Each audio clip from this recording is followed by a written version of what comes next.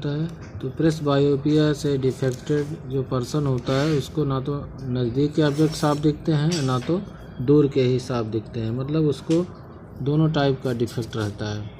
तो इस तरह के डिफेक्ट को दूर करने के लिए हमें लेंस में बाईफोकल लेंस का यूज करना पड़ता है। तो बाईफोकल लेंस कैसे यूज करेंगे, तो जैसे इस तरह का अगर हम चश्मे का शेप कंसीडर करें तो उसमें अपर पार्ट और लोअर पार्ट में डिवाइड कर दिया जाता है उस चश्मे को। तो कुछ इस तरह का शेप बना होता है चश्मे में।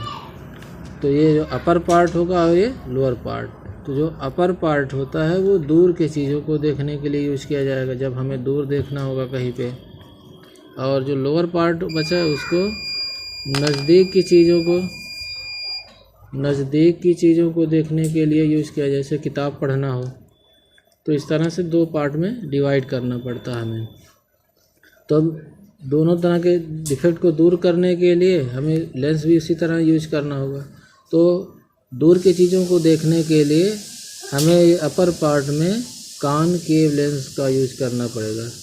कॉनकेव लेंस यूज किया जाता है अपर पार्ट, जैसा कि कुछ शेप से भी दिख रहा है अपर पार्ट जैसे ऐसे होता है कॉनकेव लेंस, तो उस तरह का शेप है ऊपर, तो कॉनकेव लेंस यूज कर लेंगे अपर पार्ट में। और लोअर पार्ट में नज़दीक का देखना है तो इसके लिए हम इसमें कॉन्वेक्स लेंस का यूज करते हैं।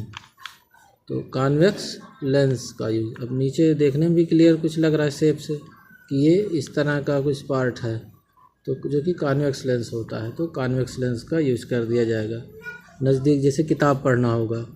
तो इस तरह से दोनों पार्ट अलग अलग दो तरह के लेंसों का यूज करता है। तो जब भी हमें आँख में कोई डिफेक्ट हो तो हमेशा हम MBBS डॉक्टर से चेक करा के ही चश्मा बनवाना चाहिए, क्योंकि जो कंप्यूटराइज होता है वो रेंज में फोकल लेंथ बताता है, एग्जैक्ट नहीं बताता है। तो MBBS डॉक्टर ही एग्जैक्ट पॉइंट बता सकते हैं जिससे कि हमारे आँख में कोई दिक्कत ना आए बनवाने में।